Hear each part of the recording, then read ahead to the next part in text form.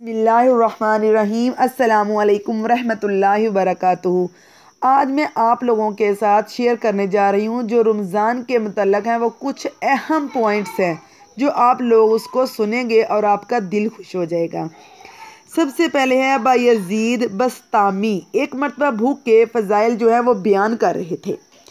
तो किसी ने कहा, हज़रत भूख के भी कोई फ़ज़ाइल हैं? फरमाया, हाँ, अगर फ़िरौन को भूख मिलती तो वो कभी भी खुदाई का दावा ना करता। इसने खुदाई का दावा किया भी इसीलिए था कि इसका पेट बड़ा हुआ था। जब पेट बड़ा हुआ होता है तो फिर बंदा अपनी औकात भूल जाता है। अल्लाह ताला ने हम आजिज़ मस्कीनों को हमारी औकात याद दिलाने के लिए रमज़ान के रोज़ों को फ़र्ज़ कर दिया ताकि ज़रा भूख भी लगे और प्यास भी लगे, तो हमको इन गुरबा की परेशानी का एहसास होगा। जिनके पास 2 वक्त खाने को मुश्किल से होता है तो वो किस तरह गुजारा करते हैं। तो रोज़ा के अंदर माशाअल्लाह अल्लाह ताला की बड़ी हिकमतें हैं। आप लोग अपनी बर्दाश्त बढ़ाएं। जिस तरह रोज़ा रख कर भूख और प्यास बर्दाश्त कर रहे हैं, बिल्कुल इसी तरह, हाँ बिल्कुल इसी तरह अपनों की कड़वी किसली बातों का गुस्सा वो बिल्कुल ना किया करें। नामुवाफिक हालात को भी बर्दाश्त करना है। ये काम मुश्किल ज़रूर है लेकिन नामुमकिन नहीं है और आप कर सकते हैं, यकीनन कर सकते हैं। इंशाअल्लाह ताला आप लोग करेंगे।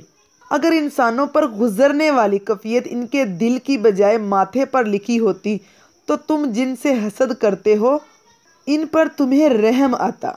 अल्लामा इब्नुल क़य्यिम रहमतुल्लाह फरमाते हैं, अगर रोज़ेदारों में सबसे अफजल वो है जो रोज़े की हालत में कसरत के साथ अल्लाह ताला का जिक्र करने वाले हैं।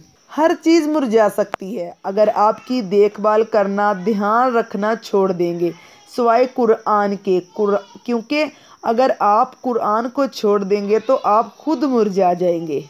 आप लोगों को चाहिए कि जितना हो सके लोगों की मदद करें और छुपा कर दें, क्योंकि मरने के बाद यही चीज़ काम आएगी जो अल्लाह के लिए खर्च किया होगा। आपको पता है, जापानी साइंसदान का कहना था कि जब इंसान साल में एक मरतबा 20 से 27 दिनों तक 12 से 16 घंटे तक भूखा रहता है तो कैंसर का सबब बनने वाले जो गले सड़े और नकारा खुलिए हैं वो खुद ब खुद ख़त्म होने लगते हैं। ये रमज़ान के मतलब कुछ अहम पॉइंट्स यकीनन आपको बहुत अच्छे लगे होंगे। आपसे सबसे छोटी सी मेरी रिक्वेस्ट है आखिर पे कि मेरे चैनल को सब्सक्राइब कर दीजिएगा और लाइक कर दीजिएगा वीडियो को। और छोटी सी दुआ है आखिर में, ऐ परवरदिगार, अगर हमसे भूल या चूक हो गई हो हमसे मुआखज़ा ना करना। ऐ परवरदिगार, हम पर ऐसा बोझ न डालियो जैसे तूने हमसे पहले लोगों पर डाला था। ऐ परवरदिगार, जितना बोझ उठाने की हमें ताकत नहीं उतना हमारे सर पर ना रखियो और हमारे गुनाहों से दरगुजर फरमा और हमें बख्श दे। आमीन सुम आमीन।